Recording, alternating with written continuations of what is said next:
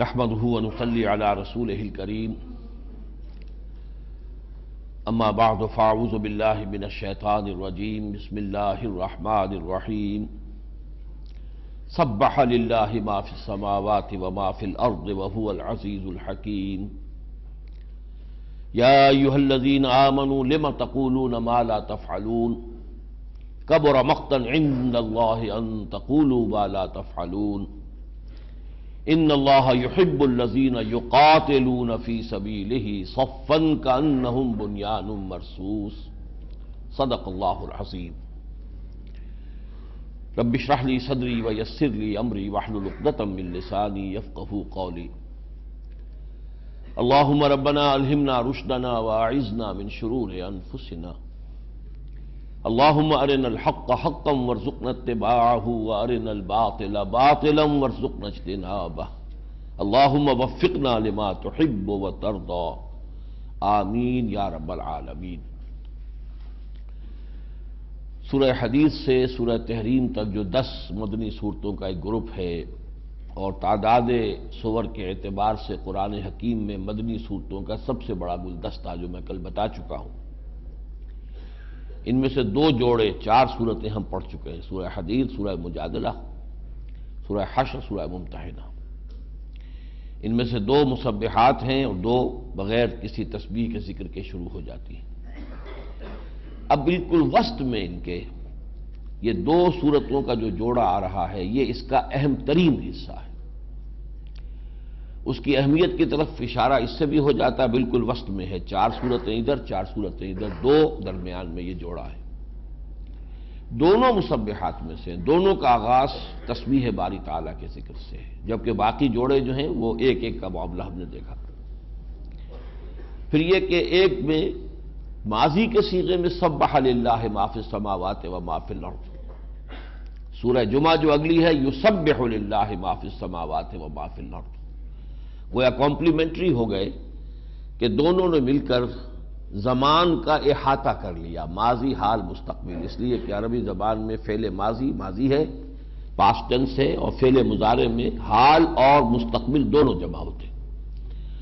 تو گویا کہ تسبیح باری تعالیٰ جو ہو رہی ہے، کائنات کا ذرہ جو کر رہا ہے، تو وہ ایک تو یہ کہ کل کائنات اس میں مصروف ہے، اور دوسرے یہ کہ پورا زمان جو بھی ہے، زمان و مکان کا ہمارا تصور ہے، اس کا احاطہ ہو جاتا ہے کہ ہمیشہ سے ہوتی آ رہی ہے، ہر آن ہو رہی ہے یہ تسبیح، اور ہمیشہ ہوتی رہے گی۔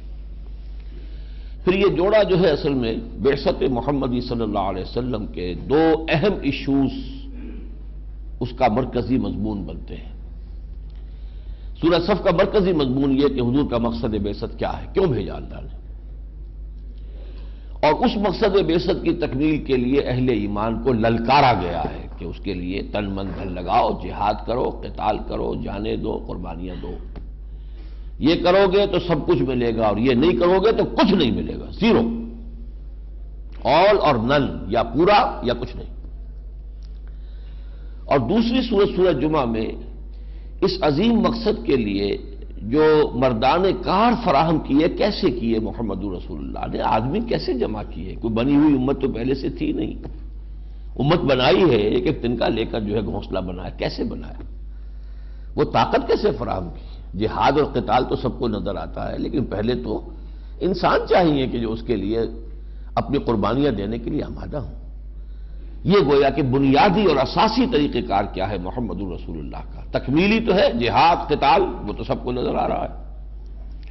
یہ سیرت النبی میں سب سے زیادہ نمایاں تو یہی جنگیں ہو گئی ہیں، پھر اسی لیے جو سیرت کی کتابیں ہیں ان میں سب سے زیادہ زور ہی نہیں پڑے، لیکن جنگوں کے لیے جو انسان فراہم ہوئے، مردان کار تیار ہوئے، وہ کس پروسیس سے ہوئے۔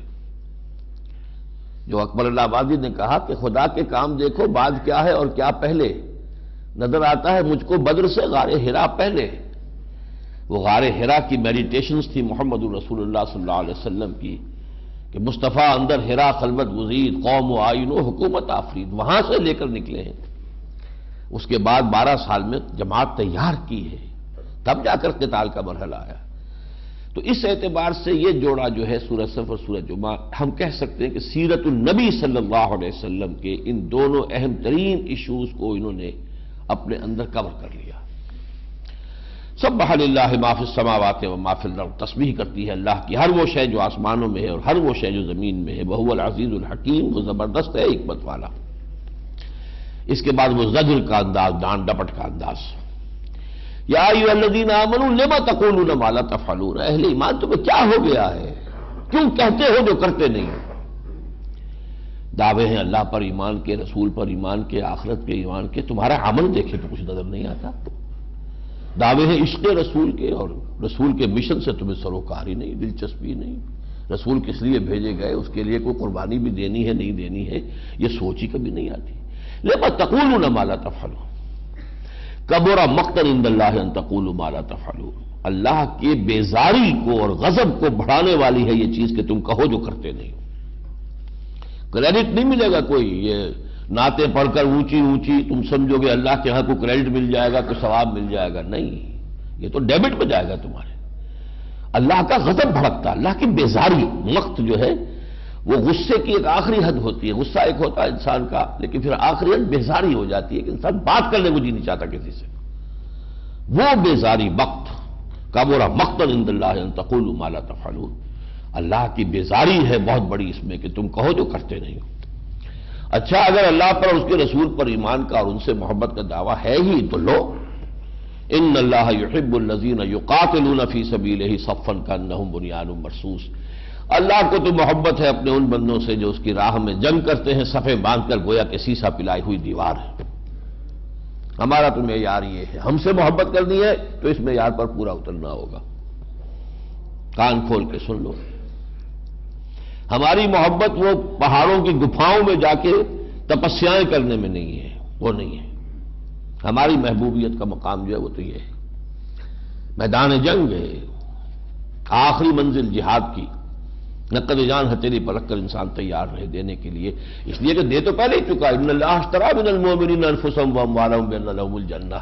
اب تو کال کی دیر ہونی چاہیے، جیسے پکار آئے واپس نہیں پھیرا کوئی فرمان جنوں کا، اور تنہا نہیں لوٹی کبھی آواز جرس کی، خیریت جاں راحت تن صحت دامہ سب بھول گئی مصلحت اہل ہوس کی، یہ طرز عمل ہونا چاہیے۔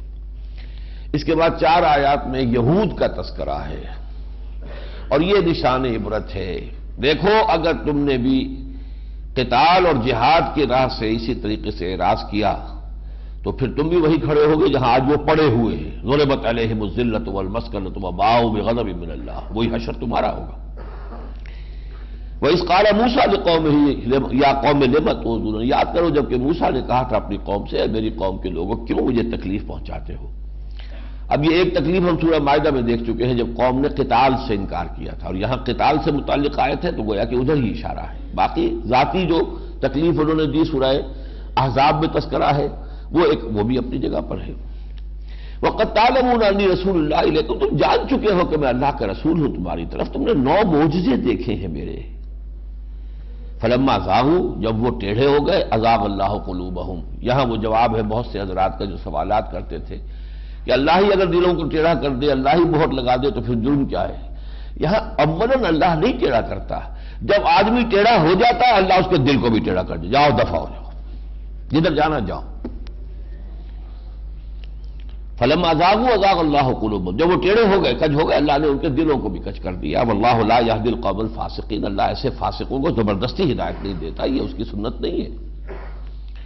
وَإِذْ قَالَ عِیسیٰ ابْنُ مَرْیَمَ یَا بَنِی اسرائیل، دوسرا دور آیا تاریخ بنی اسرائیل کا، یاد کرو جب کہ کہا تھا مریم کے بیٹے عیسیٰ نے، اے بنی اسرائیل انی رسول اللہ الیکم، میں اللہ کا رسول ہوں تمہاری جانب، مصدقا لما بین یدی من التوراۃ، تصدیق کرتے ہوئے آیا ہوں اس کی کہ جو میرے سامنے موجود ہے تورات میں سے، ومبشرا برسول، اور ایک رسول کی بشارت دیتے ہوئے آیا ہوں، یاتی من بعدی، جو میرے بعد آئیں گے، اسمہ احمد، جن کا نام نامی ہے احمد مجتبیٰ صلی اللہ علیہ وسلم۔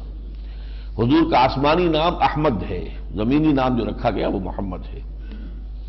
فلما جاءہم بالبینات قالوا ھذا سحر مبین، جب وہ آئے ان کے پاس واضح اور واضح ترین معجزات لے کر، انہوں نے کہا یہ تو کھلیرا جادو ہے، یہ ان کے جرم کی دوسری قسط ہو گئی۔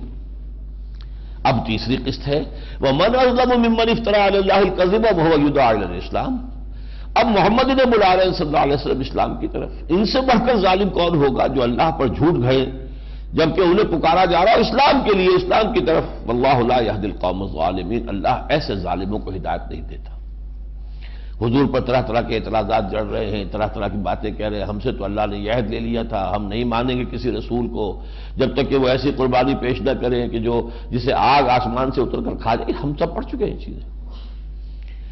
اب اس کے بعد جو آیت آئی ہے، یہ آیت آ چکی ہے سورہ توبہ میں بھی، اور بہت اہم ہے۔ حضور کے مقصد بعثت کے ساتھ دو جگہ جوڑ کر قرآن میں یہ آیت آئی ہے، سورہ توبہ میں بھی اور سورہ صف میں بھی۔ یریدون ان یطفئوا نور اللہ بافواہہم، یریدون کا فاعل ہے یہی یہودی جن کے تین دور آ گئے، موسیٰ کے ساتھ کیا کیا، عیسیٰ کے ساتھ کیا کیا، اور اب محمد کے ساتھ کیا کر رہے ہیں علی نبینا و علیہ الصلوۃ والسلام۔ اب فرمایا ان کے عزائم کیا ہیں؟ یہ چاہتے ہیں کہ اللہ کے نور کو اپنے منہ کی پھونکوں سے بجھا دیں۔ سازش اس وقت بھی کر رہے تھے اور آج بھی کر رہے ہیں۔ سب سے بڑی سازش زائنزم، اور جو اب ویسٹ کو اپنے کنٹرول میں لے کر اور نیو ورلڈ آرڈر کے ذریعے سے اسلام کا خاتمہ چاہتا ہے، وہی ایک چیلنج ہے میدان میں، اور تو کوئی راہ ہی نہیں۔ یریدون ان یطفئوا نور اللہ بافواہہم، وہ چاہتے ہیں کہ اللہ کے نور کو منہ کی پھونکوں سے بجھا دے۔ واللہ متم نورہ ولو کرہ الکافرون، اللہ اپنے نور کا اتمام فرما کر رہے گا چاہے یہ کافروں کو کتنا ہی ناگوار ہو۔ هو الذی ارسل رسولہ بالہدی ودین الحق لیظہرہ علی الدین کلہ، وہ تو وہ ہے، اللہ تو وہ ہے جس نے بھیجا ہے اپنے رسول کو صلی اللہ علیہ وسلم بالہدا، الہدا دے کر، و دین الحق، اور دین حق دے کر۔ اب یہاں نوٹ کر لیجئے سورہ حدید میں تین چیزیں آئی تھیں۔ لقد ارسلنا رسلنا بالبینات، معجزے، وانزلنا معہم الکتاب والمیزان، یہ تین چیزیں حضور کی بعثت میں آ کر ریڈیوس ہو کر دو رہ گئی ہیں، اس لیے کہ حضور کا معجزہ بھی قرآن اور کتاب بھی قرآن، الہدا یہی معجزہ ہے، بینہ بھی یہی، کتاب بھی یہی۔ اور وہ جو میزان ہے کہ حقوق اور فرائض کا جو توازن پیدا ہو جائے معاشرے میں، وہ اب مکمل ہو کر الیوم اکملت لکم دینکم واتممت علیکم نعمتی ورضیت لکم الاسلام دینا ودین الحق کی شکل میں مکمل ہو چکا ہے۔ گویا کہ اب وہاں فرمایا تھا لیقوم الناس بالقسط، تاکہ لوگ عدل پر قائم ہوں، یہاں فرمایا لیظہرہ علی الدین کلہ، تاکہ اس مکمل نظام عدل و قسط کو، اسلام کو، دین حق کو پورے کے پورے نظام زندگی پر غالب کر دیں۔ وَلَوْ كَرِهَ الْمُشْرِكُونَ، اب یہ آپ نے سمجھ لیا تو اب پکار ہے، یا ایھا الذین آمنوا هل ادلکم علی تجارۃ تنجیکم من عذاب الیم، اے ایمان کے دعوے دارو، اے ایمان کا اعلان کرنے والو، کہ ہم تمہیں بتائیں وہ تجارت، وہ کاروبار جو تمہیں دردناک عذاب سے چھٹکارا دلا دے۔ تؤمنون باللہ ورسولہ وتجاہدون فی سبیل اللہ باموالکم وانفسکم، ایمان پختہ رکھو اللہ پر، اس کے رسول پر، اور جہاد کرو اللہ کی راہ میں، کھپا دو اس میں اپنی جانیں بھی اپنے مال بھی۔ بالکل وہی بات آ گئی جو سورہ الحجرات کی آیت نمبر 15 میں آئی تھی۔ مومن کی ڈیفینیشن یہ ہے، انما المؤمنون الذین آمنوا باللہ ورسولہ ثم لم یرتابوا وجاہدوا باموالہم وانفسہم فی سبیل اللہ، اس ڈیفینیشن پر جو پورا نہیں اترتا وہ مومن ہی نہیں ہے۔ اب فرمایا ذالکم خیر لکم ان کنتم تعلمون، یہی تمہارے لیے بہتر ہے اگر تم سمجھو۔ کیا بہتر ہے؟ یغفر لکم ذنوبکم، تمہارے گناہ بخش دے گا، یدخلکم جنات تجری من تحتہا الانہار، تمہیں جنات میں داخل کرے گا جن کے نیچے نہریں بہتی ہوں گی، ومساکن طیبۃ فی جنات عدن، ایسے پاکیزہ ریزیڈینشل گارڈنز کے اندر آباد کرے گا جو بہت ہی عمدہ ہوں گے۔ ذالک الفوز العظیم، یہ بہت بڑی کامیابی ہے۔ اور اس سے بھی آگے بونس ایک اور بھی، تمہاری یہ جد و جہد ایک حد تک شرائط کو پورا کر دے گی تو وَأُخْرَىٰ تُحِبُّونَهَا، ایک اور بھی تمہیں انعام ملے گا جو تمہیں بہت پسند ہے، نصر من اللہ وفتح قریب، اللہ کی مدد آئے گی اور فتح اب قریب ہے۔ اس لیے کہ یہ سن 6 میں نازل ہو رہی ہے سورت، جبکہ واقعتاً حضور اور آپ کی جماعت جو ہے کوالیفائی کر چکے تھے اور ان مراحل سے گزر چکے تھے۔ غزوہ احزاب کے بعد حضور نے فرما دیا تھا کہ اب یہ آخری بار تھی کہ قریش ہم پر چڑھ کر آئے ہیں، لن تغزوکم قریش بعد عامکم ھذا ولکنکم تغزونہم، اب انیشیٹو ہماری طرف سے ہوگا۔ چنانچہ آپ نے سفر کیا عمرے کے لیے اور صلح حدیبیہ ہو گئی۔ اور اس سے بھی اونچا مقام، اگر تم یہ کرتے ہو تو تم اللہ کے مددگار قرار پاؤ گے۔ اب اس سے اونچا کوئی مقام ہو سکتا ہے؟ یہ تو محبوبیت سے بھی اونچا ہو گیا۔ مددگار، یا ایھا الذین آمنوا کونوا انصار اللہ، اہل ایمان اللہ کے مددگار بنو، کما قال عیسی ابن مریم للحواریین، جیسے تاریخ میں ایک مرتبہ پہلے بھی کہا تھا عیسیٰ ابن مریم نے حواریین سے، من انصاری اللہ، کون ہے میرا مددگار اللہ کی راہ میں؟ قال الحواریون نحن انصار اللہ، حواریین نے کہا کہ ہم ہیں اللہ کے مددگار۔ فآمنت طائفۃ من بنی اسرائیل وکفرت طائفہ، تو بنی اسرائیل میں سے ایک گروہ ایمان لایا، ایک گروہ جو کفر پر اڑا رہا، ایک حزب اللہ بن گئی، ایک حزب الشیطان بن گئی۔ فأیدنا الذین آمنوا علی عدوہم فاصبحوا ظاہرین، تو جو لوگ ایمان لائے تھے ہم نے ان کی مدد کی کافروں کے مقابلے میں، اور پھر وہی جو ہے ظاہر ہوئے اور وہی غالب ہوئے۔ یہ ہے سورہ صف، مرکزی آیت هو الذی ارسل رسولہ بالہدی ودین الحق لیظہرہ علی الدین کلہ، اس کے لیے جہاد کا تقاضا مطالبہ اہل ایمان سے، کرتے ہو تو مغفرت بھی ہے، جنات عدن کے اندر بڑے اچھے گھرانے بھی ملیں گے، ایک حد تک پہنچ جاؤ گے، تمہاری اگر سعی جو ہے مشکور ہو گئی تو اللہ کی مدد اور نصرت بھی آئے گی، فتح بھی ہوگی۔ اس سے اونچا مقام اور کیا چاہتے ہو کہ اللہ کے مددگار قرار پا جاؤ گے؟ نہیں کرتے ہو تو واپس چلیے، عذاب علیم سے چھٹکارا پانے کا خیال بھی تمہارا اپنا خیال ہے، موہوم خیال ہے، نہیں ہو سکتا۔ اور اگر یہ نہیں کرتے ہو تو گویا کہ تم یہود کے نقش قدم پر چل رہے ہو، اور اگر یہ تم نہیں کرتے ہو تو گویا کہ قول اور عمل کے تضاد میں مبتلا ہو کہ جو اللہ کے غضب کو بھڑکانے والی شے ہے۔ اور ویسے تم زبان سے تسبیح و تقدیس کرو تو ہماری کائنات کا ذرہ ذرہ کر ہی رہا ہے، ہماری تمہاری کسی تقدیس کی ضرورت نہیں ہے۔ یہ ہے اس ڈائریکشن میں جا کر واپس آ کر اس سورہ صف کے مضامین کا تجزیہ۔ اب سورۃ الجمعہ، بسم اللہ الرحمن الرحیم، یسبح للہ ما فی السماوات وما فی الارض الملک القدوس العزیز الحکیم، تسبیح کرتی ہے اور کرتی رہے گی ہر وہ شے جو آسمانوں میں ہے اور ہر وہ شے جو زمین میں ہے اس اللہ کی جو الملک ہے، بادشاہ ہے، جس کی بادشاہت کے قیام کے لیے یہ جد و جہد ہے، جہاد القتال، کیونکہ اس کی بادشاہت کے خلاف بغاوت ہو گئی ہے۔ ظہر الفساد فی البر والبحر، بادشاہ حقیقی تو وہ ہے، ہمارا تمہارا خدا بادشاہ، لیکن وہ خدا بادشاہ کہاں ہے؟ وہ تو مسجدوں کے اندر بند ہے، اسے لبریٹ کرو، اسے آزاد کرو اور اسے تخت حکومت پر دوبارہ بٹھاؤ۔ الملک القدوس العزیز الحکیم۔ اب یہاں پہلی آیت میں وہاں تھا هو الذی ارسل رسولہ بالہدی ودین الحق، یہ مرکزی آیت تھی۔ هو الذی بعث فی الامیین رسولا منہم، وہی ہے جس نے اٹھایا امیین میں سے، ان پڑھ لوگوں میں سے جن کے پاس نہ کتاب تھی نہ کوئی شریعت تھی، ان میں اٹھا دیا ایک رسول انہی میں سے۔ وہ کیا کرتا ہے؟ یتلو علیہم آیاتہ، انہیں اس کی آیات پڑھ کر سناتا ہے، ویزکیہم، اور انہیں پاک کرتا ہے، ویعلمہم الکتاب والحکمہ، اور انہیں تعلیم دیتا ہے کتاب اور حکمت کی۔ وَإِن كَانُوا مِن قَبْلُ لَفِي ضَلَالٍ مُبِينٍ، حالانکہ یقیناً اس سے پہلے تو وہ بالکل ایک گمراہی میں مبتلا تھے، ان کے پاس نہ کوئی کتاب تھی۔ جب حضور کے بارے میں فرمایا مَا كُنتَ تَدْرِي مَا الْكِتَابُ وَلَا الْإِيمَانُ، آپ کو کچھ پتہ نہیں تھا کتاب کیا ہوتی ہے، ایمان کیا ہوتا ہے، تو باقی لوگوں کا اور یہ کہ دیگراچے رسد والی بات ہے، وہ کچھ بھی نہیں جانتے تھے۔ یہ ہے بیسک منہاج محمد کا صلی اللہ علیہ وسلم، جو 4 مرتبہ آیا ہے قرآن میں، 2 مرتبہ سورہ بقرہ میں، 1 مرتبہ سورہ آل عمران میں، 1 مرتبہ یہاں رہا۔ اب دیکھیے یہ کیا ہے، ترتیب سمجھ لیجیے۔ قرآن پڑھ کر سنایا، اور کن کو سنایا؟ جن کی زبان عربی تھی، انہیں اس طرح بیان کرنے کی ضرورت نہیں ہوتی تھی، قرآن تو ان کے دل پر جا کر لگتا تھا۔ سورہ نجم سنی ہے اور سب کے سب سجدے میں گر گئے، اس لیے کہ وہ تو اس کی فوری تاثیر ہوتی تھی۔ نتیجہ کیا ہے؟ جو سلیم الفطرت لوگ ہیں وہ کھنچ آئیں گے قرآن کی طرف۔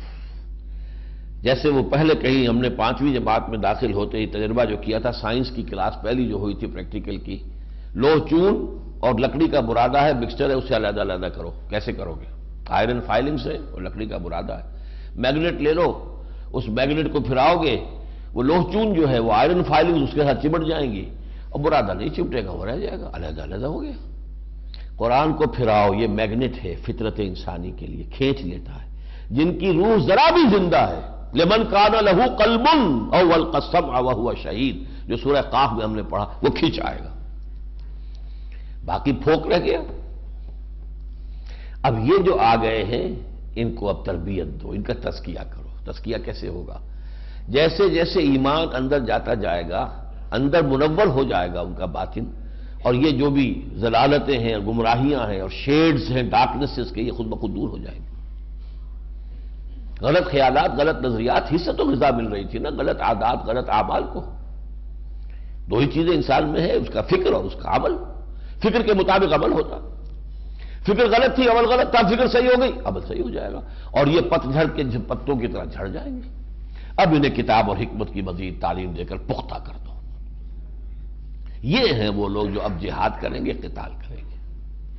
تو گویا کہ پہلا مرحلہ کیا ہے؟ Procurement of manpower, human potential, مردان کار کی فراہمی، وہ قرآن کے ذریعے ہوگی۔ قرآن سے کھینچو، قرآن ہی سے تزکیہ کرو، اس لیے کہ لقد جاءتکم موعظۃ من ربکم وشفاء لما فی الصدور، یہی معجزہ بھی ہے اور سینوں کے اندر جو روگ ہیں ان کا علاج بھی ہے۔ تو یہ پورا عمل اب قرآن کے گرد گھوم رہا ہے۔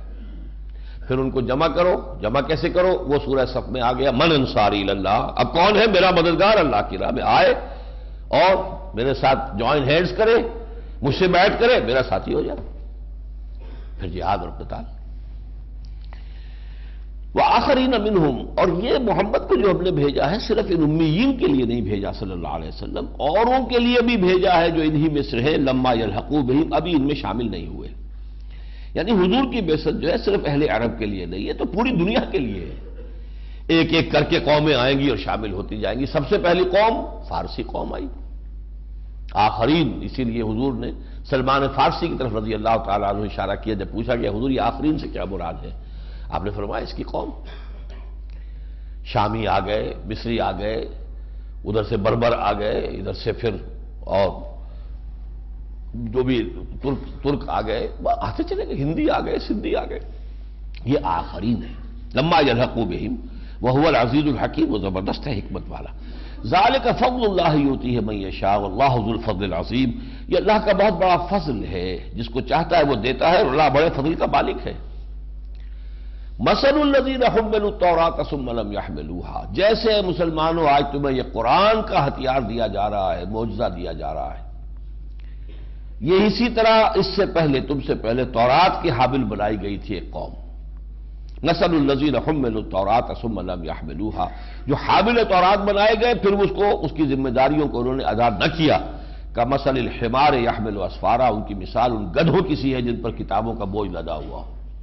چار پائے برو کتابیں چند، مکالمات فلاطون کے ڈھیر لگا کے جو ہے، یا تفسیر رازی کی 30 کی 30 جلدیں گدھے کی پیٹھ پر رکھ دے، اسے کیا حاصل؟ تو وہ قوم جو حامل کتاب الہی اس گدھے کے مانند ہو جاتی ہے۔ قرآن مجید کوئی نہیں، doesn't mince its words، بات صاف کرتا ہے اپنی جگہ پر سمجھ، یا اہل القرآن لا تتوسدوا القرآن، اے قرآن والو قرآن کو تکیہ نہ بنا لینا، سہارا نہ بنا لینا اپنے لیے کہ ہم قرآن والے۔ اس قرآن کے حامل ہونے کی ذمہ داریاں ہیں، وَاتْلُوهُ حَقَّ تِلَاوَتِهِ فِي آنَاءِ اللَّيْلِ وَالنَّهَارِ وَافْشُوهُ وَتَغَنَّوْهُ وَتَدَبَّرُوا فِيهِ لَعَلَّكُمْ تُفْلِحُونَ، یہ حق ادا کرو قرآن کا۔ بئس مثل القوم الذین کذبوا بآیات اللہ، بری ہے مثال اس قوم کی جس نے کہ اللہ کی آیات کو جھٹلایا، واللہ لا یہدی القوم الظالمین، اللہ ایسے ظالموں کو زبردستی ہدایت نہیں دیتا۔ اب یہاں جھٹلانا، یہ ہم پہلے بھی پڑھ چکے ہیں، جھٹلانے سے مراد زبان سے انہوں نے کبھی نہیں کہا کہ تورات اللہ کا کلام نہیں ہے، یہ ہے عملی تکذیب، تکذیب بالعمل۔ ایک ہے تکذیب باللسان، زبان سے کہنا کہ یہ غلط ہے، یہ نہیں ہے، اللہ کا کلام نہیں ہے، ایک ہے تکذیب عمل سے۔ اچھا یہ تکذیب کیوں کرتی ہے قوم؟ اس کا بھی یہاں پہ تشخیص کر دی کہ اے مسلمانوں تم پر بھی سب کچھ آنا ہے جو پہلوں پر آیا تھا۔ ایک ذرہ ہو جاتا ہے ہم تو فلاں کے دامن سے وابستہ ہیں، ابراہیم کی اولاد ہیں، نحن ابناء اللہ واحباہ، ہم تو حضور کی امت مرحومہ میں سے ہیں، محمد کے امتی ہیں، کچھ بھی ہے، زانی ہو، شرابی ہو، بدماش ہو، چور ہو، ڈاکو ہو، لیکن تیرے محبوب کی امت میں ہیں، لہذا ہمارا تو جو حق ہے، جنت جو ہے وہ تو بالکل ریزرو ہونا چاہیے۔ یہ مغالطہ ہوتا ہے۔ قل یا ایھا الذین ھادوا، اب یہ بھی پچھلوں میں گفتہ آیت در حدیث دیگراں، خوش طرح باشد کے صدر دل براں، گفتہ آیت در حدیث دیگراں، یہود کے تذکرے میں ہمیں آئینہ دکھایا جا رہا ہے۔ کہہ دیجئے اے وہ لوگوں جو یہودی ہو گئے ہو، اگر تمہیں یہ گمان ہے، انظام تم انکم اولیاء للہ، کہ تم اللہ کے بڑے چہیتے ہو، لاڈلے ہو، دوست ہو، من دون الناس، لوگوں کو چھوڑ کر، فتمنوا الموت ان کنتم صادقین، ایسے ہی سچے اللہ کے دوست تمہیں موت کی تمنا کرنی چاہیے.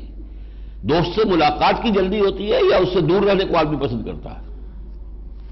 وَلَا يَتَمَنَّوْنَهُ أَبَدًا بِمَا قَدَّمَتْ أَيْدِيهِمْ. سورہ بقرہ میں 2 دفعہ مضمون آ چکا ہے. یہ ہرگز کبھی بھی تمنا نہیں کریں گے موت کی. یہ تو چاہتے ہیں کہ 1000 برس زندگی ہو جائے. يَوَدُّ أَحَدُهُمْ لَوْ يُعَمَّرُ 1000 سَنَةً.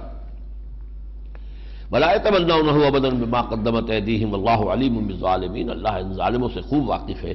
قُلْ إِنَّ الْمَوْتَ الَّذِي تَفِرُّونَ مِنْهُ فَإِنَّهُ مُلَاقِيكُمْ. اے نبی کہہ دیجئے ان سے وہ موت جس سے تم بھاگتے ہو، کتنا ہی بھاگو وہ آ کر تم سے ملاقات فرما لے گی. فَإِنَّهُ مُلَاقِيكُمْ. وہ آ جائے گی ملاقات کے لیے. ثُمَّ تُرَدُّونَ إِلَىٰ عَالِمِ الْغَيْبِ وَالشَّهَادَةِ. پھر تمہیں لوٹا دیا جائے گا اس ہستی کی طرف جو کھلے اور چھپے، حاضر اور غائب سب کی جاننے والی ہے. فَيُنَبِّئُكُم بِمَا كُنتُمْ تَعْمَلُونَ. پھر وہ تمہیں بتا دے گا جو کچھ کہ تم کر کے آئے. اب دوسرا رکوع مختصر ہے 3 آیات کا. اس میں جمعے کا حکم ہے اہمیت کے ساتھ، اس لیے کہ یہ جو قرآن کی تعلیم کا کام حضور نے کیا، یتلو علیہم آیاتہ ویزکیہم ویعلمہم الکتاب والحکمہ، جس سے ابتداءً آپ نے ایک جماعت تیار کی. پھر اسی عمل کو اسلامی نظام قائم ہونے کے بعد نماز جمعہ کی شکل میں دوام دے دیا گیا کہ یہ اسلامی جماعت جو ہے حزب اللہ انقلابی پارٹی، اس کا ہفتے وار اجتماع ہو، لوگ نہا دھو کر آئیں، کپڑے بدل کر آئیں اچھے ماحول میں، کوئی نائب رسول ممبر رسول پر کھڑے ہو کر وہی کام کرے، یتلو علیہم آیاتہ ویزکیہم ویعلمہم الکتاب والحکمہ. تعلیم بالغان کا اس سے بڑا نظام دنیا میں اس کی نظیر پیش نہیں کی جا سکتی. کروڑوں انسان آج بھی جاتے ہیں نہا دھو کر، کپڑے بدل کر، تر و تازہ ہو کر، اگرچہ وہاں روح وہ نہیں رہی، وہ تو ایک ریچول بن گیا ہے، رسم بن گئی ہے، لیکن پھر بھی کھنڈر بتا رہے ہیں عمارت عظیم تھی. یہ عمارت قائم کی تھی محمد رسول اللہ صلی اللہ علیہ وسلم. یا ایھا الذین آمنوا اذا نودی للصلاۃ من یوم الجمعۃ فاسعوا الی ذکر اللہ وذروا البیع. اہل ایمان جب تمہیں پکارا جائے نماز کے لیے جمعے کے دن، یعنی جمعے کی نماز کے لیے، فاسعوا الی ذکر اللہ، تو لپکو اللہ کی یاد کی طرف، وذروا البیع، اور کاروبار چھوڑ دو. ذالکم خیر لکم ان کنتم تعلمون. یہی تمہارے لیے بہتر ہے اگر تم سمجھو. فَإِذَا قُضِيَتِ الصَّلَاةُ. اور جب نماز ادا ہو چکے، فَانتَشِرُوا فِي الْأَرْضِ، تو زمین میں منتشر ہو جاؤ. وَابْتَغُوا مِن فَضْلِ اللَّهِ. اللہ کا فضل تلاش کرو. یہ پورے دن کی پابندی جو یہود پر تھی سبت کی، وہ ختم کر دی گئی. جتنا عرصہ نماز کا ہے، اذان سے لے کر نماز کے ادا ہونے تک کاروبار دنیاوی مطلقاً حرام ہے. اس کے بعد تو خاص طور پہ ترغیب ہے، جاؤ اور کام کرو. پہلے کے لیے البتہ یہ ہے کہ حدیث میں جو ترغیب آتی ہے وہ اس بات کی ہے کہ جلد سے جلد جا کر مسجد میں کوئی نوافل ادا کرو، کچھ اور کرو، لو لگاؤ اللہ کے ساتھ. اگرچہ وہ فرض نہیں ہے، لیکن جتنا جلدی، تبکیر کہتے ہیں اس کو، جتنا جلدی پہنچے انسان، اور اس کے لیے نہانے دھونے، اپنے اعصاب کو تر و تازہ کرنے میں اس کی تیاری ذہنی اور نفسیاتی جو ہے جمعے کی ہو، تو واقعہ یہ کہ جمعے کے نصف اول کی اگر تعطیل ہو تو وہ بہت مناسب بات ہے، قرآن مجید کے اس فلسفے کے مطابق ہے. فَإِذَا قُضِيَتِ الصَّلَاةُ فَانتَشِرُوا فِي الْأَرْضِ وَابْتَغُوا مِن فَضْلِ اللَّهِ وَاذْكُرُوا اللَّهَ كَثِيرًا لَعَلَّكُمْ تُفْلِحُونَ. جب نماز ادا ہو جائے تو پھر زمین میں منتشر ہو جاؤ اور فضل کر اللہ کا تلاش کرو اور اللہ کو یاد کرتے رہو کثرت کے ساتھ تاکہ تم فلاح پاؤ. اب یہاں بھی وہ ایک ڈانٹ ڈپٹ کا پہلو نکل آیا، وہ میں نے کہا تھا ان تمام صورتوں میں ہے. وَإِذَا رَأَوْا تِجَارَةً أَوْ لَهْوًا انفَضُّوا إِلَيْهَا وَتَرَكُوكَ قَائِمًا. کہیں ایک موقع پر قحط پڑا ہوا تھا اور اجناس کی بہت کمی تھی، اور یہ کہ اچانک جب جمعے کے لیے حضور خطبہ دے رہے تھے تو گھنٹیوں کی آواز آئی کہ کوئی قافلہ آ گیا باہر سے وہ لے کر گندم وغیرہ. تو اب سب لوگوں کو اندیشہ ہوا کہ اگر ہم پیچھے رہ گئے تو ہم رہ جائیں گے، لوگ جلدی جائیں گے وہ لے لیں گے. تو تقریباً سب لوگ جو ہیں حضور کو کھڑا چھوڑ کر چلے گئے، کچھ لوگ رہ گئے صرف. تو اس پر سرزنش ہوئی ہے. البتہ اس میں ایک بات جو ہے سمجھ میں آتی ہے کہ خیال یہ ہے کہ اس وقت جمعے کا خطبہ بھی نماز کے بعد ہوتا تھا، جیسے عیدین کا خطبہ نماز کے بعد ہوتا ہے. تو لوگوں نے یہ سمجھا کہ نماز تو ہو چکی، اب تو یہ ایک اضافی سا واعظ ہے جو ہو رہا ہے، لہذا چلے گئے. لیکن یہ کہ کہا یہ جا رہا ہے کہ اصل میں نماز جمعہ کو جمعہ بنانے والی شے ہی خطبہ ہے، ورنہ تو ظہر کی نماز میں 4 رکعتیں ہیں. یہ 2 رکعتیں جو ہے کم کر کے 2 فرض رکھے گئے اور 2 خطبے اس کی جگہ پر رکھے گئے. اصل میں یہ خطبہ ہے جو مقصود ہے تاکہ تذکیر ہو، تعلیم ہو. یتلو علیہم آیاتہ ویزکیہم ویعلمہم الکتاب والحکمہ کا جو عمل ہے، عمل نبوی ہے، اس کو دوام حاصل ہو اس جمعے کے خطبے کے ذریعے سے. مقصود یہ ہے قل ما عند اللہ خیر من اللہ ومن التجارہ. کہہ دیجئے جو کچھ اللہ کے پاس ہے جو اجر و ثواب وہ اس تجارت سے بھی اور کوئی کھیل تماشا ہو تو اس سے بھی بہت بہتر ہے۔ واللہ خیر الرازقین، اللہ بہترین رزق دینے والا ہے۔ تیسری صورت، اور یہ جوڑا ہے اب اس اعتبار سے کہ منفی پہلو ایمان کا، ایمان کی متضاد دو چیزیں ہوں گی، کفر، کھلم کھلا کفر، اور نفاق، چھپا ہوا کفر۔ تو یہ چونکہ صورتیں وہ ہیں جو مسلمانوں سے بحث کر رہی ہیں، اس میں وہ کفر جو ہے کھلم کھلا قانونی کفر، اس سے بحث نہیں ہے، بلکہ یہ چھپا ہوا کفر جو ہے اندر کا، یعنی منافقت، اس کے موضوع پر جیسا کہ میں نے آپ کو بتایا تھا 11 آیتوں پر مشتمل یہ صورت جو ہے جامع ترین ہے۔ طویل ترین بحثیں سورہ توبہ کی، سورہ نساء کی اور سورہ احزاب کی، یہ سب کی سب جو ہے سورہ، یہ سب کی سب جمع کر لیجئے، اور یہ 11 آیتیں، اس کو ایک بیماری قرار دیا گیا۔ منافقت ایک بیماری ہے۔ بیماری کی سٹیجز ہوتی ہیں، اور بہترین اس کی تشبیہ جو ہے وہ ایک زمانے میں تھا، اب تو معاملہ ذرا ٹی بی کا معاملہ، علاج آسان ہو گیا ہے۔ پہلے یہ تھا first stage, second stage, third stage. Third stage پر ٹی بی پہنچ گئی تو لا علاج۔ پہلے سٹیج میں، سیکنڈ سٹیج میں اس کے علاج کی توقع ہوتی تھی۔ تو یہ بیماری ہے، اور یہ سمجھ لیجئے کہ اکثر و بیشتر لوگوں کا خیال یہ کہ شاید منافق جو ہے جان بوجھ کر منافق ہوتے تھے، نہیں، جان بوجھ کر اپنے کفر پر گواہی دیتے ہوئے اسلام کا صرف دھوکے دینے کے لیے لبادہ اوڑھنا یہ بہت کم ہوا ہے۔ سازش ہوئی تھی، لوگوں نے کہا تھا صبح ایمان لاؤ شام کو مرتد ہو جاؤ، تو چند گھنٹے جو رہے وہ منافق کی حیثیت سے رہے، لیکن یہ شاذ معاملات ہیں۔ کوئی جاسوس ہو، مسلمان ہو کر آ جائے ہمارے ہاں، اور وہ جانتا ہے کہ میں تو مسلمان نہیں ہوا ایک منٹ کے لیے بھی کبھی، میں تو خطرہ بھی کرا کے آیا ہے اور نماز بھی سیکھ کر آیا ہے، سب کچھ ہے، داڑھی رکھ کر آیا ہے، مسجد کے اندر امامت کر، اسے معلوم ہے کہ میں کافر ہوں۔ تو وہ نفاق اور ہے۔ ایک نفاق وہ ہے کہ کوئی شخص ہے جو کہ دعوت حق سے اپنے آپ کو اٹریکٹڈ فیل کرتا ہے کہ ہاں بات ٹھیک ہے، اور وہ اس کو قبول کر لیتا ہے، لیکن جب دعوت حق کے تقاضے آتے ہیں، مطالبے آتے ہیں، اب گھبراتا ہے۔ اس کی وہ قوت ارادی مضبوط نہیں ہے کہ ہر چہ باد آباد، اب جو بھی ہو کر گزرو، نہیں، اب جان بھی عزیز ہے، مال بھی عزیز ہے، جس کو ہو دین و دل عزیز اس کی گلی میں جائے کیوں؟ تو چھپا چھپا کے درخت سے تیرا آئینہ ہے وہ آئینہ کہ شکست ہو تو عزیز تر ہے نگاہ آئینہ ساز میں، لیکن سب اس کیفیت کے نہیں ہوتے۔ اب یہ لوگ جو ہیں شروع میں تو کیا ہوتا ہے کہ جو بھی مطالبہ آیا اس میں حضور یہ ہماری مجبوری ہے، یہ ہے، وہ ہے، اور کوئی خطا بھی ہو گئی تو مان لیا ہم سے خطا ہو گئی، غلطی ہو گئی، آپ ہمارے لیے استغفار کریں، آپ بھی معاف کر دیں۔ یہاں تک تو اب اسے کہیں گے ضعف ایمان، یہ منافقت نہیں ہے۔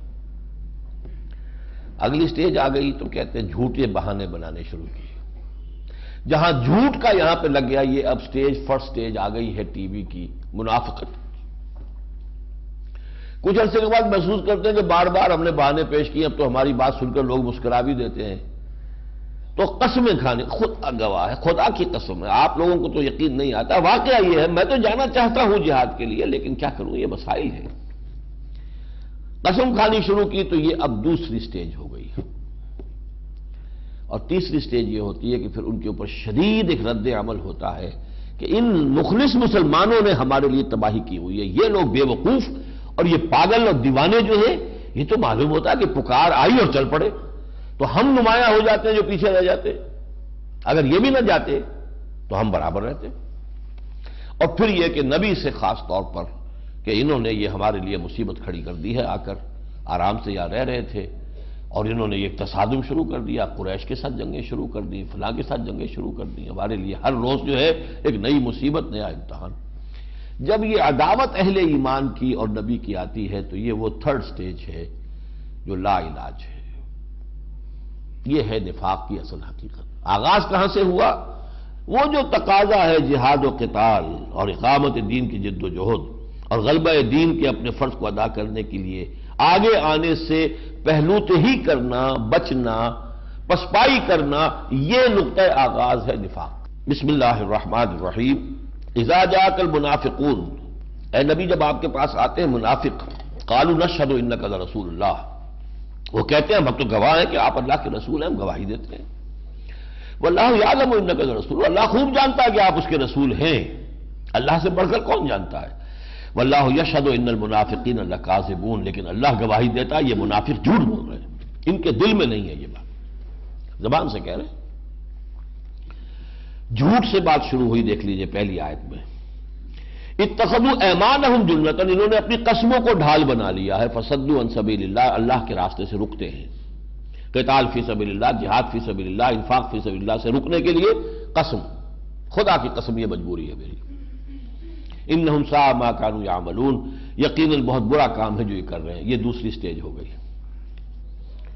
ذالک بانہم آمنوا ثم کفروا فطبع علی قلوبہم، یہ اس لیے کہ ایمان تو یہ لائے تھے لیکن پھر انہوں نے کفر کیا ہے، یعنی ایسا نہیں تھا کہ ایمان لائے ہی نہ ہو، یہ اس طرح کے لوگ نہیں ہیں جو دھوکہ دینے کے لیے اسلام میں آئے تھے، نہیں، ذالک بانہم آمنوا، وہ ایمان لائے تھے لیکن پھر وہ اپنی کم ہمتی اور جان اور مال سے محبت، اولاد سے محبت، دنیا کی محبت، وہ ان کے پاؤں میں بیڑیاں بن کر پڑی اور انہیں آگے نہیں چلنے دیا، تو انہوں نے پسپائی اختیار کی اور پھر اب یہ کفر تک پہنچ گئے۔ ذالک بانہم آمنوا ثم کفروا فطبع علی قلوبہم فہم لا یفقہون، یہ اس لیے کہ یہ ایمان تو لائے تھے لیکن پھر انہوں نے کفر کیا، پھر ان کے دلوں پر مہر لگا دی گئی اور اب تفقہ سے، اصل فہم سے، اصل سمجھ سے یہ عاری ہو چکے۔ وَإِذَا رَأَيْتَهُمْ تُعْجِبُكَ أَجْسَامُهُمْ، اے نبی جب آپ انہیں دیکھتے ہیں تو آپ کو ان کے جسم بڑے اچھے لگتے ہیں، بڑے تنو توش والے ہیں۔ وَإِن يَقُولُوا تَسْمَعْ لِقَوْلِهِمْ، جب وہ بات کرتے ہیں تو آپ توجہ سے ان کی بات سنتے ہیں، اس لیے کہ چودھری لوگ ہیں، پیسے والے ہیں، سرمایہ دار ہیں، صاحب حیثیت و وجاہت ہیں۔ کأنہم خشب مسندہ، اے نبی یہ تو سوکھی لکڑیوں کے مانند ہیں جنہیں سہارا دے کر کھڑا کر دیا جاتا ہے۔ یحسبون کل صیحۃ علیہم، اتنے بزدل ہیں اندر سے، اتنے کھوکھلے ہیں کہ ذرا سے بھی آواز آتی ہے تو سمجھتے ہیں کہ ہماری جان پر بن گئی، پھر کوئی مطالبہ آیا، پھر کوئی تقاضا آیا، پھر کوئی حملہ ہوا، پھر کوئی جنگ ہے، پھر کوئی غزوہ ہے، پھر کوئی مہم ہے، پھر کوئی سریہ ہے، ہمارے لیے پھر کوئی مصیبت آئی۔ ہم العدو، یہی دشمن ہے، یہ دشمنی جب آ گئی، یہ تھرڈ سٹیج ہے، ٹھیک ہے، منافقت کی تیسری سٹیج۔ ہم العدو، اب یہ دشمن بن چکے ہیں، فاحذرہم، اب یہ ففتھ کالمسٹ آنسر ہے، یہ اب مارے آستین ہے، یہ آپ کے آستین کے اندر کے سانپ ہیں جو ڈنک ماریں گے تو پتہ بھی نہیں چلے گا۔ فاحذرہم، ان سے بچیے، قاتلہم اللہ، اللہ انہیں ہلاک کرے، انا یوفکون، یہ کہاں سے اچک لیے گئے، ایمان پر آئے اور گئے۔ قسمت کی خوبی دیکھیے، ٹوٹی کہاں کمند، دو چار ہاتھ جب کہ لبے بام رہ گیا۔ محمد کے دامن سے وابستگی صلی اللہ علیہ وسلم، کتنی بڑی فضیلت حاصل ہوئی، ذالک فضل اللہ یؤتیہ من یشاء، پھر کہاں سے کہاں لوٹ آئے گئے۔ وَإِذَا قِيلَ لَهُمْ تَعَالَوْا يَسْتَغْفِرْ لَكُمْ رسول اللہ، جب ان سے کہا جاتا آؤ بھائی اللہ کے رسول کے پاس آؤ، اللہ کے رسول استغفار کریں گے تمہارے لیے، اللہ سے معافی چاہیں گے، لووا رؤوسہم، وہ اپنے سروں کو مٹکاتے ہیں، وَرَأَيْتَهُمْ يَصُدُّونَ، تم دیکھتے ہو کہ وہ رک جاتے، آتے نہیں، وَهُمْ مُسْتَكْبِرُونَ، تکبر کرتے۔ ہم کیوں جائیں محمد کے پاس استغفار کرنے کے لیے؟ ہم نے کوئی جرم تو نہیں کیا، ہماری مجبوری ہے، ہمارا یہ ہے، ہمارا وہ ہے۔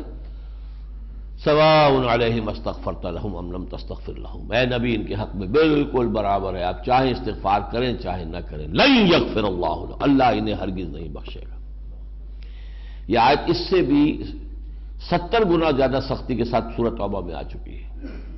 استغفر لہم او لا تستغفر لہم، ان تستغفر لہم 70 مرۃ لن یغفر اللہ لہم، اگر آپ 70 مرتبہ بھی استغفار کریں گے تب بھی اللہ انہیں معاف نہیں فرمائے گا۔ ان اللہ لا یہدی القوم الفاسقین، اللہ ایسے فاسقوں کو زبردستی ہدایت نہیں دیتا۔ ہم الذین یقولون لا تنفقوا علی من عند رسول اللہ حتی ینفضوا، یہی ہیں وہ لوگ جو کہتے ہیں کہ مت خرچ کرو ان لوگوں پر جو رسول کے پاس جمع ہو گئے۔ عبداللہ ابن ابی کا یہ قول تھا، یہ بھک منگے آئے تھے، یہ بھوکے ننگے آئے تھے مکے سے، ہم نے پناہ دے دی، اپنے گھر ان کو دے دیے، اب یہ ہمارے خلاف کھڑے ہو گئے، ہمارے غریبانوں کو ہاتھ لگانے لگے۔ ایک معاملہ ہو گیا تھا مہاجرین کا اور انصار کا، تو اس میں یہ کہ یہ بند کر دو ان کو دینا، ان کو سپورٹ کرنا، سب بھاگ جائیں گے، یہ دیکھنا تو بن بستیوں کو تم کے ویراں ہو گئی، یہ دودھ پینے والی مجنو جو ہے محمد کے گرد جمع ہے، تم نے کھلا کھلا کے ان کو موٹا کیا، سب من کلبک، یا کو لوگ وہی بات ہمارے ساتھ ہو رہی ہے کہ اپنے کتے کو کھلا پلا کے موٹا کرو، کسی روز تمہیں کو چیرے پھاڑے گا، یہ کر رہے ہیں ہمارے ساتھ۔ لیکن یہ کہ وہاں پر ایک نوجوان تھے موجود، زید ابن ارقم، انہوں نے آ کے حضور کو بتایا، حضور نے بلایا کہ تم نے یہ بکواس کی ہے، قتل نہیں حضور، قسم کھا گیا نہیں، یہ لڑکا خامخواہ پتہ نہیں کیا بات کر رہا ہے، شرارت پیدا کر رہا ہے۔ پھر یہ آیت اتر گئی تو اللہ نے کہا، اللہ کے رسول نے کہا کہ لڑکے نے صحیح سنا تھا، لڑکے کی تصویب اللہ نے کر دی ہے، یہ لوگ ہیں جو کہتے ہیں مت خرچ کرو اللہ کے ساتھ، اللہ کے رسول کے ساتھ جو لوگ ہیں ان پر، یہاں تک کہ وہ منتشر ہو جائیں۔ وَلِلَّهِ خَزَائِنُ السَّمَاوَاتِ وَالْأَرْضِ، حالانکہ آسمانوں اور زمین کے تمام خزانے تو اللہ کے ہیں، وَلَٰكِنَّ الْمُنَافِقِينَ لَا يَفْقَهُونَ، لیکن ان منافقوں کو اصل فہم حاصل نہیں ہے۔ يَقُولُونَ لَئِن رَجَعْنَا إِلَى الْمَدِينَةِ لَيُخْرِجَنَّ الْأَعَزُّ مِنْهَا الْأَذَلَّ، یہ بھی اس نے کہا تھا اب کہ ہم مدینے پہنچ جائیں گے تو جو عزت والے ہیں ذلیلوں کو نکال کر باہر کر دیں گے، یعنی عزت والے تو ہم ہیں، we are the sons of the soil, ہم پرانے مدینے والے، یہ تو آئے ہم نے ان کو پناہ دی تو ہم نے یہاں پہ جو ہے ہمارے ٹکڑوں کے اوپر پلے ہیں، تو یہ تو ذلیل ہیں۔ لَيُخْرِجَنَّ الْأَعَزُّ مِنْهَا الْأَذَلَّ، جو عزت والے ہیں وہ ذلیلوں کو نکال باہر کریں گے۔ وَلِلَّهِ الْعِزَّةُ وَلِرَسُولِهِ وَلِلْمُؤْمِنِينَ وَلَٰكِنَّ الْمُنَافِقِينَ لَا يَعْلَمُونَ، لیکن عزت تو ہے اللہ کی اور اس کے رسول کی اور اہل ایمان کی، لیکن ان منافقوں کو علم حاصل نہیں ہے۔ اب یہ گویا کہ جو ڈیزیز ہے یہ نفاق، اس کی سٹیجز، اس کی ایٹیالوجی شروع کیوں ہوتی ہے، سٹیجز کیا ہیں، پروگنوسس کیا ہے، کیا انجام بد تک یہ پہنچاتا ہے، علامات کیا ہیں، سمپٹمز کیا ہیں، لیکن ٹریٹمنٹ اب سامنے آ رہا ہے 3 آیات میں۔ ایک ہے پریونٹیو ٹریٹمنٹ، کہ اس نفاق کی چھوٹ نہ لگنے پائے، وہ کیا ہے، یا ایھا الذین آمنوا لا تلھکم اموالکم ولا اولادکم عن ذکر اللہ، اہل ایمان تمہیں تمہاری اولاد اور تمہارے اموال اللہ کے ذکر سے غافل نہ کرنے پائے۔ یہ انہماک اتنا ہو گیا کہ اللہ بھول گیا، یہیں سے نفاق شروع ہو جائے گا، چھوٹ لگ جائے گی، پھر ریزسٹنس ختم ہو گئی، اب انفیکشن جو ہے اس نفاق کی بہت جلدی سے ہو جائے گی۔ ذکر الہی ہے جو شیطان کو دور رکھتا ہے، اور ذکر کے معنی ہے استحضار اللہ فی القلب، اللہ دل میں موجود رہے۔ باقی تو طریقے ذکر کے ہیں جو بھی ہم ذکر کرتے ہیں زبان سے، اور سب سے بڑا ذکر کا ذریعہ قرآن ہے، پھر صلاۃ ہے، نماز ہے۔ اے اہل ایمان تمہیں غافل نہ کرنے پائیں تمہارے اموال اور تمہاری اولادیں اللہ کی یاد سے، وَمَن يَفْعَلْ ذَلِكَ فَأُولَٰئِكَ هُمُ الْخَاسِرُونَ، جو کچھ یہ کرے گا غافل ہو جائے گا، منہمک ہو جائے گا انہی میں، گویا کہ وہی ہوگا وَلَٰكِنَّكُمْ فَتَنْتُمْ أَنفُسَكُمْ، تم نے اپنے آپ کو اپنے ہاتھوں فتنے میں ڈالا، پھر یہ لوگ خسارے میں ہوں گے۔ انفیکشن ہو ہی گئی ہو تو کیا کیا جائے، وہ ہے نفاق کا علاج انفاق، الف لگا دیجئے پہلے، خرچ کرو خرچ کرو خرچ کرو، اس لیے کہ نفاق کا سبب کیا، دنیا کی محبت، مال کی محبت، لہذا اس مال کو نکالو، کھرچ کھرچ کر نکالو، یہ سورہ حدید میں ہم پڑھ چکے ہیں، ان المصدقین والمصدقات واقرضوا اللہ قرضا حسنا یضاعف لهم ولهم اجر کریم، پھر جو لوگ ایمان لائیں اپنے دل کو اس میل سے کدورت سے پاک کرنے کے بعد، اولئک هم الصدیقون والشہداء عند ربهم، ان کے لیے اب درجے بلند کھلے ہوئے صدیقیت کے بھی، شہادت کے بھی۔ وَأَنفِقُوا مِمَّا رَزَقْنَاكُمْ، خرچ کرو اس میں سے جو ہم نے تمہیں دیا ہے، من قبل ان یاتی احدکم الموت، اس سے پہلے کہ تم میں سے کسی کی موت جو ہے تمہارے سرہانے آ کھڑی ہو، فَيَقُولَ رَبِّ لَوْلَا أَخَّرْتَنِي إِلَىٰ أَجَلٍ قَرِيبٍ، پھر وہ کہے کہ پروردگار کیوں نہ تو ذرا تھوڑا سا مؤخر کر دے اس موت کے وقت کو، تھوڑی سی دیر کی مہلت دے دے، فَأَصَّدَّقَ، سب کچھ تیری راہ میں صدقہ کر دوں گا، دے دوں گا، وَأَكُن مِّنَ الصَّالِحِينَ، اور بالکل نیک بن جاؤں گا۔ وَلَن يُؤَخِّرَ اللَّهُ نَفْسًا إِذَا جَاءَ أَجَلُهَا، جان لو جب کسی بھی جان کا وہ وقت معین آ جائے گا تو وہ مؤخر نہیں کیا جائے گا۔ وَاللَّهُ خَبِيرٌ بِمَا تَعْمَلُونَ، اور جو کچھ تم کر رہے ہو اللہ اس سے باخبر ہے۔ اچھا، ایمان کی نفی تو ہو گئی نفاق، کفر کے مقابلے میں کفر ہے ظاہرہ کھلم کھلا، یہ ہے اندر کا۔ اب اصلی ایمان کے لیے یہ 18 آیات پر مشتمل سورہ تغابن، جو مکی صورتوں کا جو سمجھیے کہ خلاصہ ہے، عطر ہے۔ بسم اللہ الرحمن الرحیم، یسبح للہ ما فی السماوات و ما فی الارض، تسبیح کرتی ہے اللہ کی ہر وہ چیز جو آسمانوں میں اور جو کہ زمین میں ہے، لہ الملک، بادشاہی اسی کی ہے، یہ مرکزی نقطہ ہے ان صورتوں کا، لہ ملک السماوات والارض، 2 دفعہ آیا سورہ حدید میں، وَلَهُ الْحَمْدُ، کل حمد بھی اسی کا ہے، وَهُوَ عَلَىٰ كُلِّ شَيْءٍ قَدِيرٌ، وہ ہر چیز پر قادر ہے۔ سورہ حدید میں 29 آیتیں تھیں، یہ 18 ہیں، وہاں 6 آیتیں تھیں ذات و صفات باری تعالیٰ پر، یہاں 4 ہیں۔ اس کا بہت گہرا جو ہے ربط ہے سورہ حدید کے ساتھ۔ آخری مسبحات میں سے یہ ہے، آگے دونوں صورتیں جو ہیں وہ بغیر مسبحات کے ہیں، غیر مسبحات۔ هُوَ الَّذِي خَلَقَكُمْ، اس نے تمہیں پیدا کیا، فَمِنْكُمْ كَافِرٌ وَمِنْكُمْ مُؤْمِنٌ، سب کو پیدا اس نے کیا، کوئی تم میں سے کافر ہو جاتا کوئی مومن ہو جاتا۔ واللہ بما تعملون بصیر، جو کچھ تم کر رہے ہو اللہ اسے دیکھ رہا ہے، یعنی کافر کو اس کا جو ہے انجام تک پہنچانا اور مومن کو ان کا اجر دینا یہ اللہ کے ذمے ہے۔ خلق السماوات والارض بالحق، اس نے آسمان اور زمین حق کے ساتھ پیدا کیے، وصورکم، تمہاری نقشہ کشی کی، فاحسن صورکم، کتنی عمدہ نقشہ کشی کی ہے، وإلیہ المصیر، اسی کی طرف لوٹ کر جانا ہے۔ یعلم ما فی السماوات والارض، وہ جانتا ہے جو کچھ کہ آسمانوں اور زمین میں ہے، وہ یعلم ما تسرون وما تعلنون، second dimension of divine knowledge, اور وہ جانتا ہے جو کچھ کہ تم چھپاتے ہو، جو کچھ کہ تم ظاہر کرتے ہو، واللہ علیم بذات الصدور، this is the third dimension of divine knowledge, اور اللہ تو سینوں کے اندر جو کچھ ہے اس سے بھی واقف ہے۔ سینوں کے اندر جو کچھ ہے اس سے ہم بھی واقف نہیں ہوتے، سب کانشیس مائنڈ سے ہم کب واقف ہوتے ہیں؟ ہم جان بوجھ کر جو چیز چھپا رہے ہیں وہ تو ہمارے علم میں ہے، وہ تو سیکنڈ ڈائمنشن میں آ گیا۔ یعلم ما تسرون وما تعلنون، جو تم چھپاتے ہو اور جو ظاہر کرتے ہو اللہ جانتا ہے۔ اور بہت سی وہ چیزیں جو ہم خود نہیں جانتے، ہمارے سب کانشیس مائنڈ میں جو طوفان اٹھ رہے ہیں وہ اللہ ان کو بھی جانتا ہے، جبکہ ہم ان سے واقف ہی نہیں ہیں۔ 4 آیتیں ہوں گی ذات و صفات باری تعالیٰ پر، اب 2 آیتیں ہیں رسالت پر۔ الم یاتکم نبأ الذین کفروا من قبل، کیا تمہارے پاس نہیں آ چکی ہیں خبریں ان لوگوں کی جنہوں نے کفر کیا تھا پہلے؟ قوم نوح، قوم ہود، قوم صالح، وہ سب ذہن میں رکھیے، چونکہ وہ سب مکی قرآن میں ہے نا، یہ تو مدنی صورت ہے۔ فذاقوا وبال امرہم، تو انہوں نے اپنے کیے کا مزہ چکھ لیا، ہلاک ہو گئی قومیں۔ ولہم عذاب علیم، اور ان کے لیے ابھی دردناک عذاب جو ہے جہنم کا، وہ تو ابھی منتظر ہے۔ ذالک بانہ، یہ اس لیے ہوا ان کا حشر اور انجام، کانت تاتیہم رسلہم بالبینات، ان کے پاس ان کے رسول آتے رہے واضح نشانیاں اور معجزے لے کر۔ فقالوا ابشر یہدوننا، تو انہوں نے کہا کیا انسان ہمیں ہدایت دیں گے؟ یہ تو ہم جیسے انسان ہیں، 2 ہاتھ ہمارے، 2 ان کے، 2 پاؤں ہمارے، 2 ان کے، نہ ان کے کوئی پر ہیں نہ یہ آسمان سے اڑتے ہوئے آئے ہیں۔ ابشر یہدوننا فکفروا، بس انہوں نے اس پر کفر کیا، وتولوا، اور پیٹھ موڑ لی، واستغنى اللہ، اللہ نے بھی شان استغنا کا اظہار کیا، واللہ غنی حمید، تم ادھر دفع ہو جاؤ، ہم بھی اپنی توجہ اور عنایت تم سے ہٹا لیتے ہیں، اللہ تو ہے ہی غنی اور حمید۔ ایک آیت میں اب آ رہا ہے آخرت کا تذکرہ، لیکن کس شان سے آ رہا ہے؟ زعم الذین کفروا ان لن یبعثوا، ان کافروں کو یہ زوم ہو گیا ہے، یہ مغالطہ ہو گیا ہے، غلط خیال ہو گیا ہے لاحق کہ یہ اٹھائے نہیں جائیں گے، بعث بعد الموت نہیں ہوگا، کوئی نہیں اٹھنا ہے۔ قل، کہہ دیجئے بلا، کیوں نہیں، وربی، اور مجھے میرے رب کی قسم ہے، لتبعثن، تم لازماً اٹھائے جاؤ گے، ثم لتنبؤن بما عملتم، پھر تمہیں جتلا دیا جائے گا جو کچھ کہ تم نے کیا تھا، وذالک علی اللہ یسیر، اور یہ اللہ پر بہت آسان ہے۔ تمہیں مشکل لگتا ہوگا، لیکن سوچ لو جس نے تمہیں گندی پانی کی بوند سے یہاں تک پہنچایا ہے اس کے لیے کوئی مشکل نہیں، جس نے یہ پوری کائنات بنائی ہے اس کے لیے قطر مشکل نہیں۔ اب آئی ہے ایمان کی دعوت، یہ تو ایمان کا نیریٹو ہے، یہ آرٹیکلز آف ایمان، آرٹیکلز آف فیتھ ایک نیریٹو میں، ایک بیان کے اندر آ گئے۔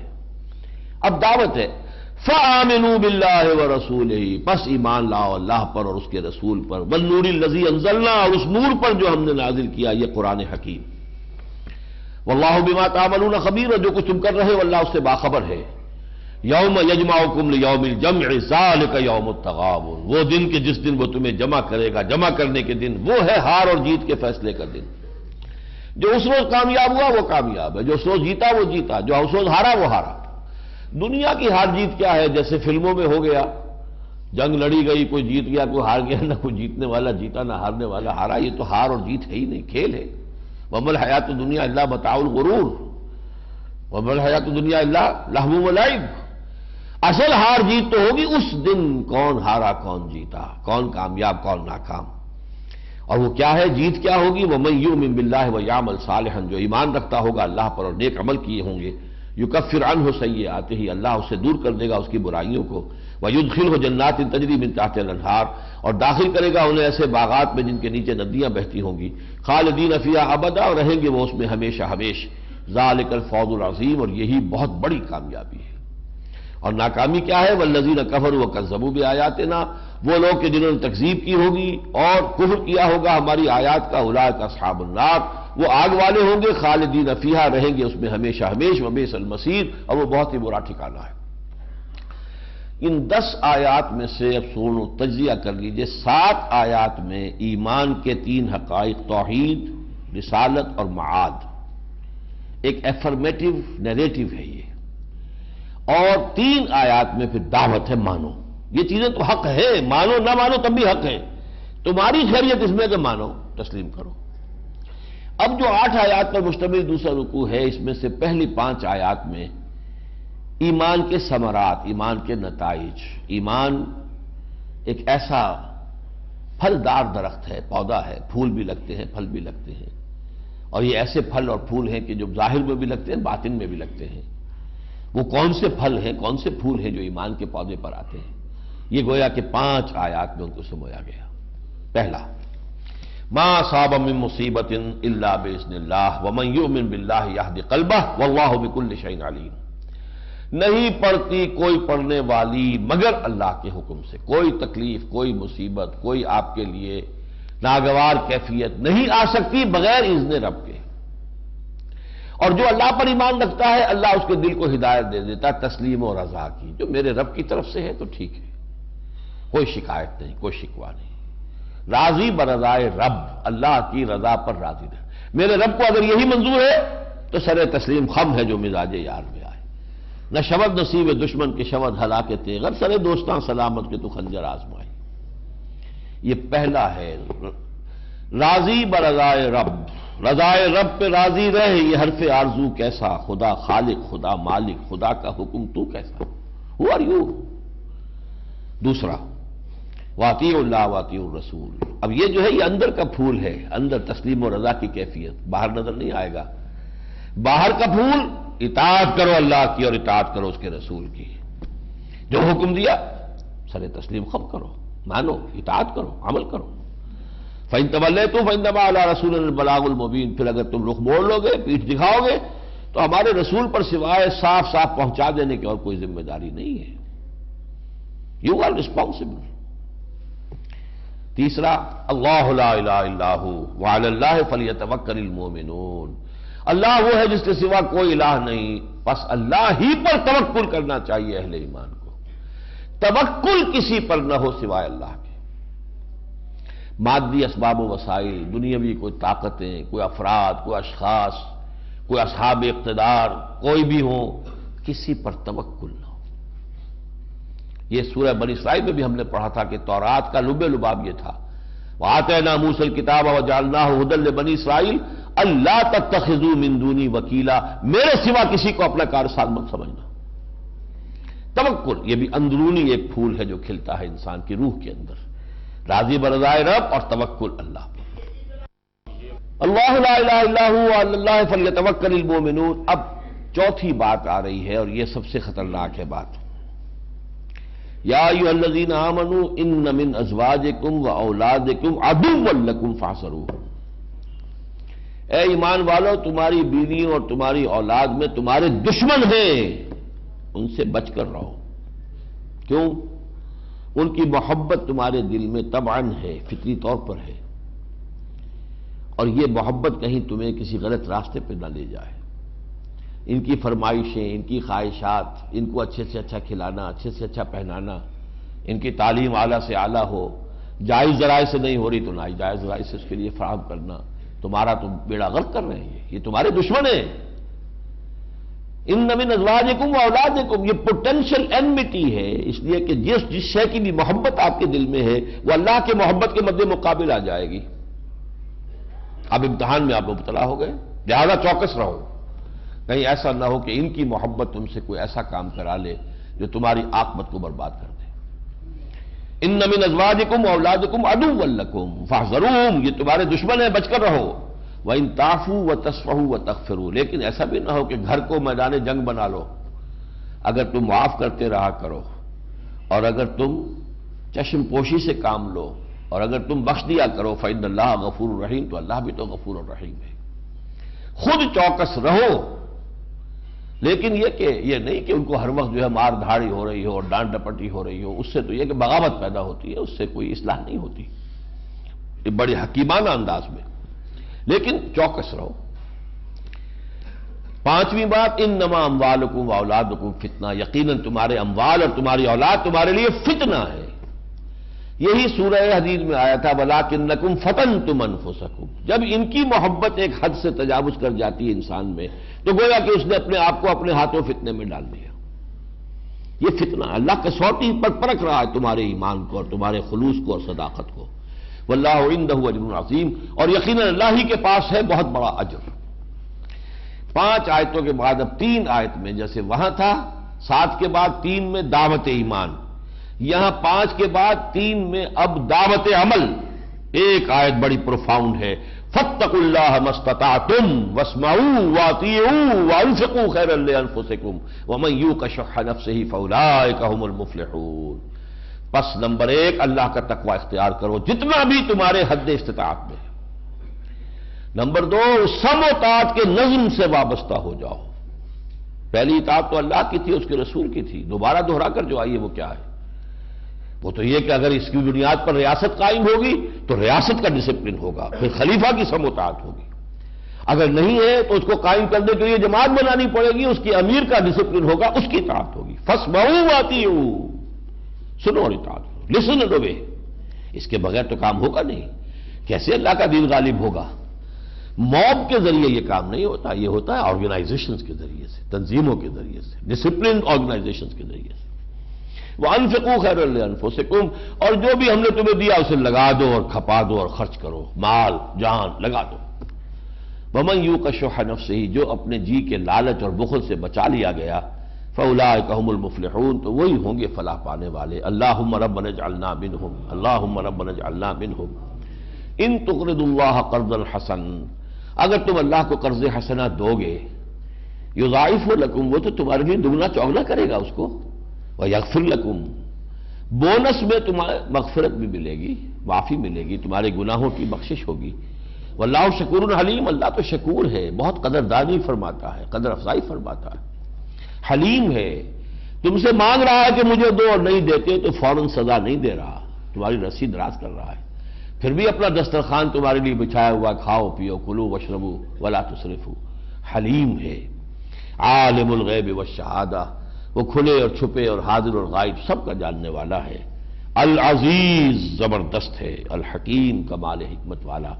بارک اللہ لی ولکم فی القرآن العظیم ونفعنی وإیاکم بالآیات والذکر الحکیم۔